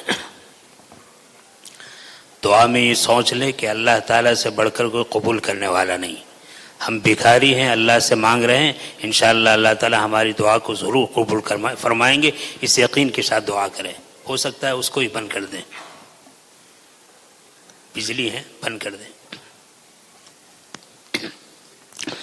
سبحانك اللهم وبحمدك وتبارك اسمك وتعالى جدك وجل ثناؤك ولا إله غيرك. سبحان الله والحمد لله ولا إله إلا الله والله أكبر ولا حول ولا قوة إلا بالله العلي العظيم. سبحان الأبدي الأبد, سبحان الواحد الأحد, سبحان الفرد الصمد, سبحان رافع السماء بغير عمد, سبحان من بسط الأرض على ماء جمد, سبحان من خلق الخلق فعساهم عددا, سبحان من قسم الرزق ولم ينس أحدا, سبحان الذي لم يتخذ صاحبة ولا ولدا, سبحان الذي لم يلد ولم يولد ولم يكن له كفوا أحد. اللهم صل على محمد وعلى آل محمد كما صليت على إبراهيم وعلى آل إبراهيم إنك حميد مجيد. اللهم بارك على محمد وعلى آل محمد كما باركت على إبراهيم وعلى آل إبراهيم إنك حميد مجيد. اللهم صل على محمد النبي وأزواجه أمهات المؤمنين وذريته وأهل بيته كما صليت على إبراهيم إنك حميد مجيد. اللهم صل على محمد كلما ذكره الذاكرون وصل على محمد كلما غفل عن ذكره الغافلون.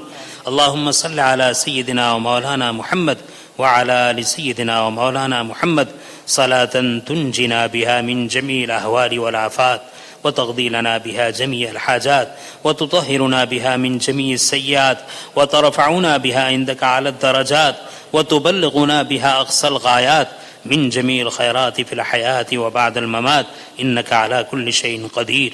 ربنا آتنا في الدنيا حسنة وفي الآخرة حسنة وقنا عذاب النار. ربنا لا تؤاخذنا إن نسينا وأخطأنا. ربنا ولا تحمل علينا إصرا كما حملته على الذين من قبلنا. ربنا ولا تحملنا ما لا طاقة لنا به واعف عنا واغفر لنا وارحمنا أنت مولانا فانصرنا على القوم الكافرين. ربنا ظلمنا أنفسنا وإن لم تغفر لنا وترحمنا لنكونن من الخاسرين. ربنا اصرف عنا عذاب جهنم إن عذابها كان غراما. ربنا ظلمنا أنفسنا وإن لم تغفر لنا وترحمنا لنكونن من الخاسرين. ربنا أتمم لنا نورنا واغفر لنا إنك على كل شيء قدير. ربنا اغفر لنا ولإخواننا الذين سبقونا بالإيمان ولا تجعل في قلوبنا غلا للذين آمنوا ربنا إنك رؤوف رحيم. اللهم إنا نسألك علما نافعا ورزقا واسعا وحلالا طيبا وشفاء من كل داء. اللهم بارك لنا فيما رزقتنا واغفر لنا وارحمنا إنك على كل شيء قدير. اللهم آتنا علما نافعا وفهما عاليا ودراية شاملة ونفسا راغبة إلى تحصيل العلوم. اللهم حبب إلينا الإيمان وزينه في قلوبنا وكره إلينا الكفر والفسوق والعصيان واجعلنا من الراشدين واجعلنا من المهديين.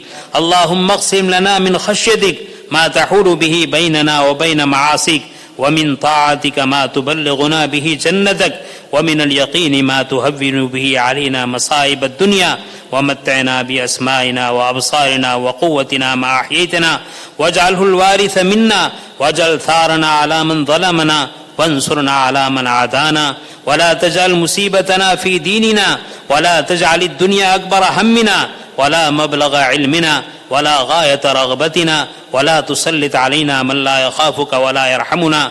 اللهم زدنا ولا تنقصنا وأكرمنا ولا تهنا وأعطنا ولا تحرمنا وآثرنا ولا تؤثر علينا وأرضنا ورض عنا. اللهم حاسبنا حسابا يسيرا. اللهم أجرنا من النار. اللهم فك رقابتنا من النار. اللهم أنس وحشتنا في قبورنا. اللهم ارحمنا بالقرآن العظيم واجعله لنا إماما ونورا وهدى ورحمة. اللهم ذكرنا منه ما نسينا وعلمنا منه ما جهلنا وارزقنا تلاوته آناء الليل وآناء النهار واجعله لنا حجة يا رب العالمين. اللهم اغفر لحينا وميتنا وشاهدنا وغائبنا وصغيرنا وكبيرنا وذكرنا وأنثانا. اللهم من أحييته منا فأحيه على الإسلام ومن توفيته منا فتوفه على الإيمان. اللهم اهدنا فيمن هديت وعافنا فيمن عافيت وتولنا فيمن توليت وبارك لنا فيما أعطيت وقنا شر ما قضيت فإنك تقضي ولا يقضى عليك إنه لا يذل من واليت ولا يعز من عاديت تباركت ربنا وتعاليت نستغفرك ونتوب إليك وصلى الله على النبي الكريم اللهم اغفر لنا وللمؤمنين والمؤمنات والمسلمين والمسلمات وألف بين قلوبهم وأصلح ذات بينهم وانصرهم على عدوك وعدوهم اللهم لعن الكفرة الذين يصدون عن سبيلك ويكذبون رسلك ويقاتلون أولياءك اللهم شتت شملهم وفرق جمعهم وخالف بين كلمتهم وزلزل أقدامهم وامحو آثارهم واقطع دابرهم واجعل كيدهم في تضليل وأنذر بهم باسك الذي لا ترده عن القوم المجرمين اللهم إنا نسألك الهدى والتقى والعفاف والغنى اللهم إنا نسألك العفو والعافية في الدين والدنيا والآخرة اللهم أحسن عاقبتنا في أمور كلها ولا تكلنا إلى أنفسنا طرفة عين فإنك تعلم خائنة الأعين وما تخفي الصدور اللهم لا سهل إلا ما جعلته سهلا وأنت تجعل الحزن سهلا إذا شئت لا إله إلا الله الحليم الكريم سبحان الله رب العرش العظيم والحمد لله رب العالمین. الہی اپنے فضل و کرم سے ہمارے گناہوں کو معاف فرما، ہماری خطاؤں سے درگزر فرما، ہماری سیئات کو حسنات سے مبدل فرما. الہ العالمین ہم گنہگار ہیں، خطا کار ہیں، ریاکار ہیں، سیاہ کار ہیں، اقراری مجرم ہیں. اے اللہ ہمارے سارے گناہوں کو معاف فرما، سارے خطاؤں سے درگزر فرما. اے اللہ آپ بڑے کریم ہیں، اے اللہ آپ بڑے رحیم ہیں. اے اللہ آپ کی دی ہوئی نعمتیں کھاتے رہیں، پیتے رہے، پہنتے رہے، استعمال کرتے رہے. جب وقت آیا تو آپ کی نافرمانی کرتے رہیں. الہ العالمین اس جرم کو معاف فرما. الہ العالمین آپ کتنے رحیم ہیں. آنکھیں گناہ کرتی رہی، آپ کی ذات اس بات پر قادر تھی کہ اسی وقت ہمیں اندھا کر دیتے. اے اللہ آپ نے ستاری فرمائی، آنکھوں کی روشنی کی حفاظت فرمائی اور گناہوں سے توبہ کی توفیق عطا فرمائی. اے اللہ زبان سے گناہ کر رہے تھے، آپ کی ذات اس بات پر قادر تھی کہ ہمیں ہماری زبانوں سے ہمیں گھنگا کر دیتے. اے اللہ آپ نے پکڑ نہیں فرمائی. کانوں سے گناہ ہو رہے تھے، آپ اس بات پر قادر تھے کہ ہمارے کانوں سے ہمیں بہرا کر دیتے. اے اللہ آپ نے رحم و کرم اور ستاری کا معاملہ فرمایا. الہ العالمین ہاتھوں سے گناہ کرتے رہے. اے اللہ ہاتھ کو اے اللہ بے قدرت بنانے پر آپ قادر تھے، آپ نے قوت کو سلب نہیں فرمایا. اے اللہ پیروں سے گناہ ہوتے رہے، آپ اپاہج کرنے پر قادر تھے، لولے اور لنگڑے کرنے پر قادر تھے. اے اللہ آپ نے ہماری ساری اے اللہ قوتوں کو برقرار رکھا اور ہمارے گناہوں پر پردہ پوشی فرمائی. اے کریم آقا آپ کے کرم کا کیا ٹھکانہ. الہ العالمین ہمارے کرتوتوں کا یہ حال ہے، ہمارے پاپ اور گناہوں کا یہ حال ہے کہ اگر ہمارے گناہوں کا علم فضاؤں میں اڑنے والے پرندوں کو ہو جائے تو وہ ہمیں دیکھنا پسند نہ کرے.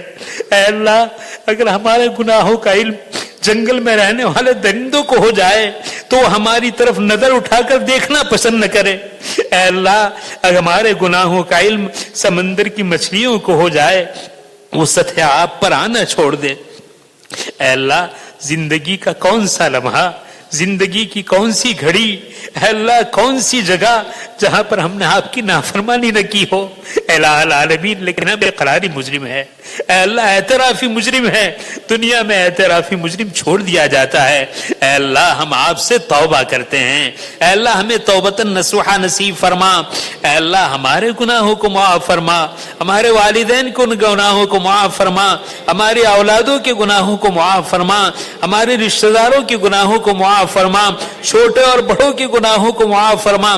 الہ العالمین پوری امت کے گناہوں کو معاف فرما، پوری امت کو ہدایت نصیب فرما. الہ العالمین ہم پریشان حال ہیں، ہماری پریشانیوں کو دور فرما. اے اللہ امت میں کتنے تیرے بندے قسم قسم کی بیماریوں میں مبتلا ہے، علاج کر کے تھک چکے ہیں، لا علاج مرض ثابت ہو چکا ہے. کریم آقا آپ شافی حقیقی ہیں، ان بیماروں کو شفاء کامل عاجلہ دائمہ مستمرہ نصیب فرما. اے اللہ پریشان حالوں کی پریشانیوں کو دور فرما، بے روزگار کو صحیح معیشت نصیب فرما.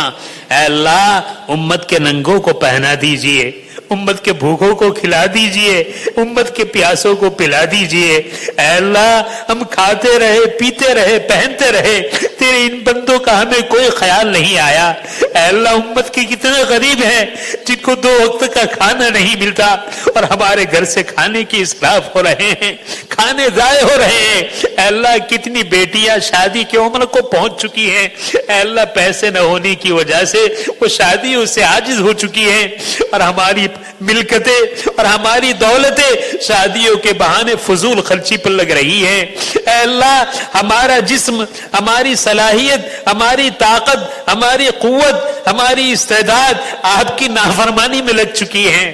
الہ العالمین بڑے ادب کے ساتھ یہ درخواست ہے، آج تک کی ہماری زندگی ضائع ہو چکی ہے، اے اللہ بقیہ زندگی کو عافیت والی بنا دیجئے، اے اللہ بقیہ زندگی کو طاعت والی بنا دیجئے، اے اللہ ہماری صلاحیتوں کا صحیح استعمال کرا دیجئے، آپ کی دین کی اشاعت اور حفاظت کے لیے ہماری جوانی کو قبول فرمائیے، ہماری طاقت کو قبول فرمائیے، ہماری صلاحیتوں کو قبول فرمائیے۔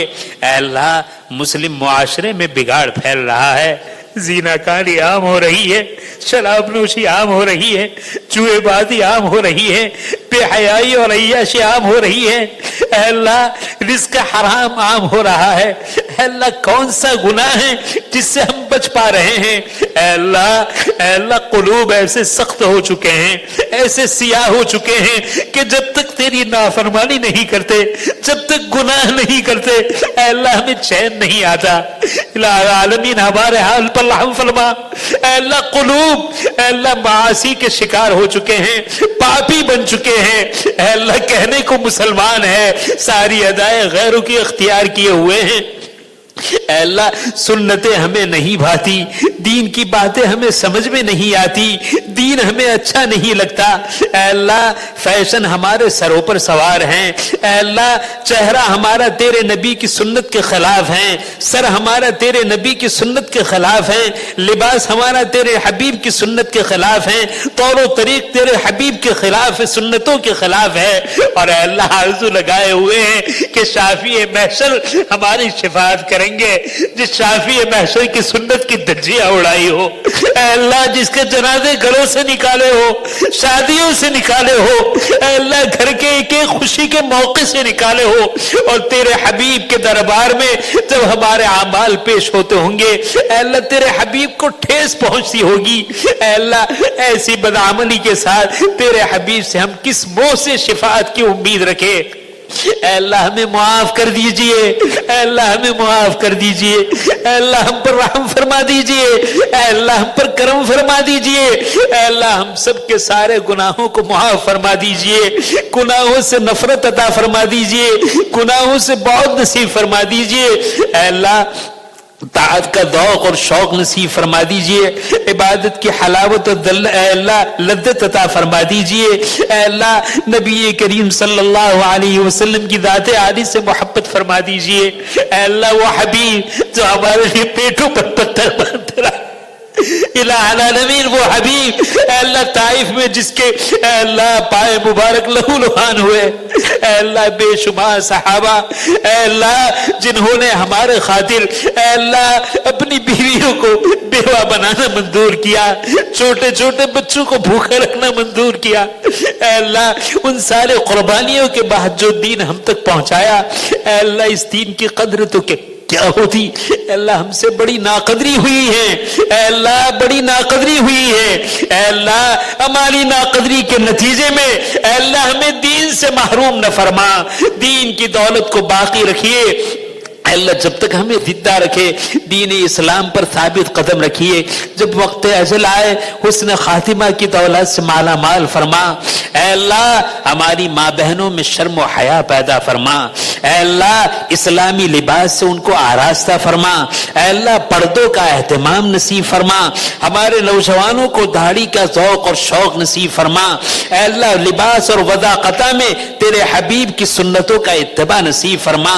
الہ العالمین آپ کی معرفت نصیب فرما، آپ کا تعلق نصیب فرما، آپ کی نسبت نصیب فرما، آپ کی ولایت نصیب فرما، اے اللہ آپ کی رضامندی کا جذبہ نصیب فرما، آپ کی ناراضگی سے بچنے کا اہتمام نصیب فرما، نبی کریم صلی اللہ علیہ وسلم کی ذات عالی سے محبت فرما، آپ کی سنتوں سے محبت نصیب فرما، سنتوں کی عادت دلوں میں پیدا فرما، زندگی کے ہر شعبے میں نبی کریم صلی اللہ علیہ وسلم کی سنت کو زندہ کرنے کا جذبہ اور توفیق نصیب فرما۔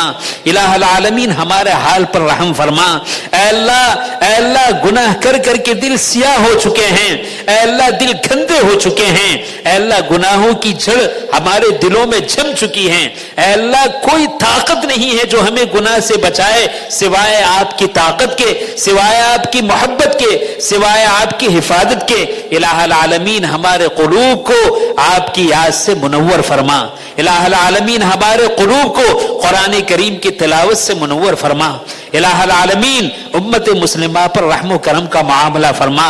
اے اللہ جو امت مسلمہ بلندی کے اوج پر تھی، اپنی نادانی سے، اپنے معاصی سے اور اپنی نافرمانی سے اے اللہ ذلت کے گھڑے میں گر چکی ہیں، اے اللہ جس کو آپ نے سمجھا انہوں نے ہمیں دھکے دے دیے ہیں، اے اللہ ہم نے عزت دنیا میں سمجھی ہیں اور دنیا نے ہمیں ذلیل اور خال کر کے رکھ دیا ہے، اے اللہ جو کامیابی آپ کی رضامندی میں تھی، اے اللہ سب کو ناراض کر کے سب کو راضی کر کے آپ کو ناراض کیا ہے، اے اللہ دنیا کی ذلتی کو ہم نے دیکھ لیا ہے، اے اللہ سب کی ناراضگی کے ساتھ آپ کو راضی کرنے کا جذبہ ہمیں عطا فرما، آپ ہم سے راضی ہو جائیے، آپ ہم سے عفو درگزر کا معاملہ فرمائیے۔ اے اللہ ہم کمزور ہیں، اے اللہ عدل کا معاملہ نہ فرما، اے اللہ ہم کمزور ہیں، اے اللہ فضل و کرم کا معاملہ فرما، عفو درگزر کا معاملہ فرما، اے اللہ ہمارے بیماروں کو شفائے کاملہ عاجلہ دائمہ مستمرہ نصیب فرما، اے اللہ ہمارے مرحومین کی مغفرت فرما، ان کے درجات کو بلند فرما، ان کے سیئات کو حسنات سے مبدل فرما، اے اللہ حضرت مفتی صاحب کو شفائے کاملہ عاجلہ دائمہ مستمرہ نصیب فرما۔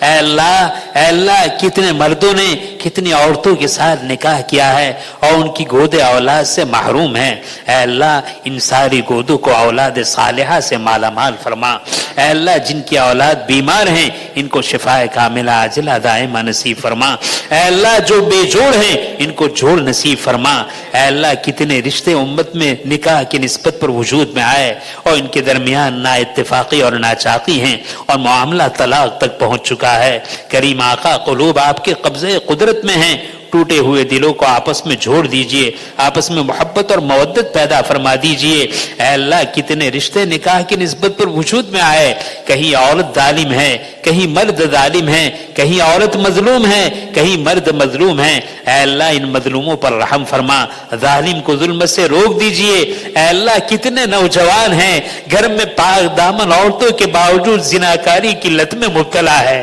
الہ العالمین اس مظلومہ کے آنسو بہہ چکے ہیں، اے اللہ وہ عاجز آ چکی ہے، کلیم آقا ایسے نوجوانوں کو ہدایت عطا فرما، سچی پکی توبہ نصیب فرما، اپنی پاک دامن عورتوں کے ساتھ محبت والی عفت والی زندگی گزارنے کی توفیق عطا فرما۔ اے اللہ ماں باپ کی شکل میں آپ نے جو نعمت عطا فرمائی ہے اس نعمت کی قدردانی کی توفیق عطا فرما، اس کی ناقدری سے حفاظت فرما، اس کی نافرمانی سے حفاظت فرما، اے اللہ ماں باپ ہونے کے ناطے اولاد کے جو حقوق ہم پر عائد ہوئے ہیں اے اللہ ان حقوق کی ادائیگی کا اہتمام نصیب فرما، اولاد ہونے کے ناطے ماں باپ کے جو حقوق ہم پر عائد ہوئے ہیں اے اللہ اس کی ادائیگی کا اہتمام نصیب فرما، اے اللہ ہمیں اور ہماری قیامت تک آنے والی نسلوں کو اے اللہ عقائد حقہ، علوم نافعہ، اعمال صالحہ، اخلاق فاضلہ سے مزین اور مالا مال فرما، الہ العالمین ہمیں اور ہماری قیامت تک آنے والی نسلوں کو اے اللہ عقائد باطلہ، علوم فاسدہ، اعمال قبیحہ اور عادات رذیلہ سے حفاظت فرما، اے اللہ ہماری حفاظت فرما، ہماری نسلوں کی حفاظت فرما، اے اللہ گناہوں کی شکل عام ہو چکی ہے، عفت کے ساتھ رہنا مشکل ہو چکا ہے. زانیوں نے اپنا بازار گھر میں کر دیا ہے.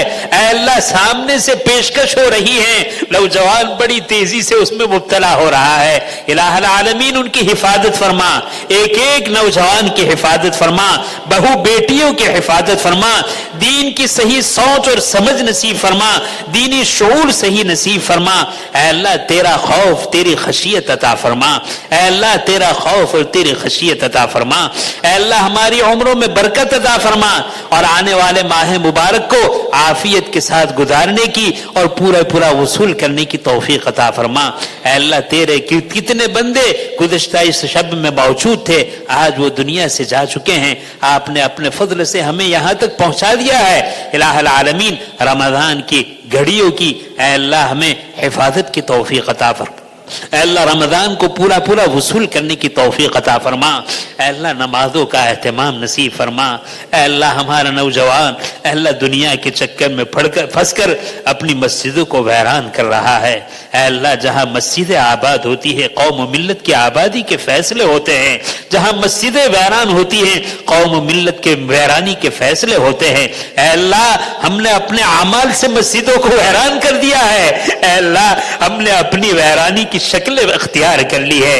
الہی ہمیں ہدایت عطا فرما, ہمارے نوجوانوں کو نمازوں کا اہتمام فرما. اے اللہ ماں بہن بہو بیٹیوں میں نمازوں کی پابندی کا اہتمام نصیب فرما. اے اللہ جن پر زکوٰۃ فرض ہو چکی ہے اہتمام کے ساتھ زکوٰۃ کی ادائیگی کا اہتمام نصیب فرما. جن پر حج فرض ہو چکا ہے فرض کی ادائیگی کی شکلیں اور صورتیں پیدا فرما. اے اللہ حقوق واجبہ کی ادائیگی کا اہتمام نصیب فرما. اے اللہ موت سے پہلے موت کی تیاری کی توفیق عطا فرما. اے اللہ وہ کتنا کٹھن وقت ہوگا. اے اللہ سکرات طاری ہوگی, لوگ کلمے کی تلقین کریں گے, معلوم نہیں ہماری زبان سے کیا نکلے گا.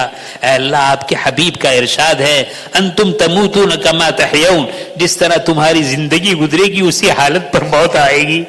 اے اللہ ہمیں اس بات کا اعتراف ہے ہماری زندگی تو گناہوں پر گزر رہی ہے, نافرمانی پر گزر رہی ہے, آپ کی ناراضگی پر گزر رہی ہے. اے اللہ ایسے سوء خاتمہ سے ہماری حفاظت فرما. اے اللہ ہمیں حسن خاتمہ نصیب فرما. اے اللہ جب کلمے کی تلقین کی جائے آسانی کے ساتھ زبان سے کلمہ جاری فرما. اے اللہ ہماری موت اس حال میں آئے کہ آپ کے اور آپ کے بندوں کے حقوق واجبہ میں سے کوئی حقوق ہم پر باقی نہ رہے, سارے حقوق کی ادائیگی کا اہتمام نصیب فرما. اے اللہ ایسی حالت میں موت آئے کہ آپ ہم سے راضی ہو ہم آپ سے راضی ہو. اے اللہ اسی موت سے ہم آپ کی پناہ طلب کرتے ہیں کہ آپ ہم سے ناراض ہو, آپ کا حبیب ہم سے ناراض ہو. اے اللہ ایسی موت سے ہم آپ کی پناہ طلب کرتے ہیں. اے اللہ ہم سب کو اچھے دنوں میں اچھی وقت میں اچھی حالت میں حسن خاتمہ کی دولت سے مالا مال فرما. الہ العالمین ہمارے کاروبار میں برکت عطا فرما, ہمیں رزق حلال اور طیب کمانے کی توفیق عطا فرما. اے اللہ رزق کی اے اللہ حصول کے بازار گرم ہو چکے ہیں. اے اللہ دھوکہ دہی عام ہے, فریب عام ہے, جھوٹ عام ہے, حلال اور حرام کی تمیز ختم ہو چکی ہے. الہ العالمین ہمیں رزق حلال اور طیب عطا فرما, رزق مشتبہ اور حرام سے ہماری حفاظت فرما. الہ العالمین ہمیں آپ کی طاعت والی زندگی نصیب فرما, آپ کی رضامندی والی زندگی نصیب فرما, آپ کی ناراضگی والی زندگی سے حفاظت فرما. اے اللہ وہ کیسا وقت ہوگا ہمارے جسم سے روح نکل چکی ہوگی. اے اللہ ہمیں غسل دیا جائے گا. اے اللہ غسل دیے جانے سے پہلے اے اللہ غسل توبہ نصیب فرما. اے اللہ کفن پہنانے جانے سے پہلے لباس تقوی پہننے کی توفیق عطا فرما. اے اللہ قبر میں سونے سے پہلے قبر کو سنوارنے کی توفیق عطا فرما. عذاب قبر سے ہماری حفاظت فرما. اے اللہ ہمارے مرحومین کی قبروں کو جنت کے باغیوں میں سے باغ بنا دیجئے. اے اللہ ہماری اور ان کی قبروں کو جہنم کے گھڑے بننے سے حفاظت فرما. اے اللہ پل صراط سے گزرنا آسان فرما. اے اللہ حساب کتاب آسانی سے طے ہو اس کی شکلیں پیدا فرما. اے اللہ نامہ اعمال داہنے ہاتھ میں ملے اس کی شکلیں پیدا فرما. اے اللہ حوض کوثر پر آپ کے حبیب کے مبارک ہاتھوں سے جام کوثر نصیب فرما. اے اللہ پل صراط سے بجلی کی طرح گزرنا نصیب فرما. اے اللہ وہ کتنا ہیبتناک منظر ہوگا، لوگ اے اللہ پل صراط پر چلتے ہوئے جہنم میں گر جائیں گے، اے اللہ اس وقت کے گرنے سے ہماری حفاظت فرما، اے اللہ برے اعمال کے ترازو کے پلے کے جھکنے سے ہماری حفاظت فرما، اے اللہ نیکیوں والے اعمال کے پلے کو جھکا دیجئے، اے اللہ اپنے فضل سے جنت الفردوس عطا فرما۔ اے اللہ کوئی عمل نہیں ہے کہ ہم جنت الفردوس کا سوال کرے، نہ کوئی ایسی سنت کا اتباع ہے کہ نبی کی شفاعت کی امید رکھے۔ ہاں الہ العالمین آپ کے رحم و کرم پر اور آپ کے فضل و کرم پر آپ سے نبی کی شفاعت بھی مانگتے ہیں، آپ سے جنت الفردوس بھی مانگتے ہیں، آپ سے آپ کی رضا بھی مانگتے ہیں۔ اے اللہ ہر خیر سے ہمیں مالا مال فرما، ہر شر سے ہماری حفاظت فرما۔ الہ العالمین حرمین شریفین کی حفاظت فرما، بیت المقدس کی حفاظت فرما، اس کی رہائی کی شکلیں پیدا فرما۔ الہ العالمین دین کی اشاعت اور حفاظت کے لیے دنیا میں رہے کہیں بھی دعوت و تبلیغ کی نقل و حرکت چل رہی ہے، مکاتب قرآنیہ کا وجود ہے، مدارس دینیہ کا وجود ہے، خانقاہوں کا نظام ہے۔ اے اللہ آپ کے دربار میں جو کام مقبول ہے ایسے کام کو کرنے کی توفیق عطا فرما۔ اے اللہ کام کرنے والوں میں اخلاص نصیب فرما، اتحاد اور اتفاق نصیب فرما۔ اے اللہ کام کی قدر کی توفیق عطا فرما، زیادہ سے زیادہ آپ کے راستے میں وقت کو لگانے کی توفیق عطا فرما۔ اے اللہ زندگی تباہ و برباد ہو چکی ہے، بقیہ زندگی کی حفاظت فرما۔ اے اللہ مکاتب قرآنیہ کی حفاظت فرما، اے اللہ دینی قلعوں کی حفاظت فرما، اے اللہ کمزوری اور کوتاہیوں سے درگزر فرما، ہماری بہترین تربیت فرما، ہماری بہترین اصلاح فرما۔ الہ العالمین ہماری دعا کو اپنے فضل و کرم سے اپنے حبیب محمد الرسول اللہ صلی اللہ علیہ وسلم کے صدقہ طفیل اور حضرات صحابہ تابعین تبع تابعین رضوان اللہ تعالی علیہم اجمعین اور امت کے صالحین بندوں کے صدقہ طفیل قبول فرما۔ الہ العالمین جو کچھ مانگا وہ بھی عطا فرما۔ الہ العالمین جو کچھ رہ گیا اپنے فضل سے اس سے بڑھ کر اور بہتر عافیت کے ساتھ بے مانگے نصیب فرما۔ الہ العالمین ہماری دعا کو محض اپنے فضل سے قبول فرما۔ اللہم انا نسألک من خیر ما سألک منہ نبیک وحبیبک محمد صلی اللہ علیہ وسلم ونعوذ بک من شر ما استعاذک منہ نبیک وعبدک محمد صلی اللہ علیہ وسلم وانت المستعان وعلیک البلاغ لا حول ولا قوة الا باللہ العلی العظیم ربنا تقبل منا انک انت السمیع العلیم وتب علینا انک انت التواب الرحیم وصلی اللہ تعالی علی خیر خلقہ سیدنا و مولانا محمد وآلہ وصحبہ اجمعین آمین برحمتک یا ارحم الراحمین۔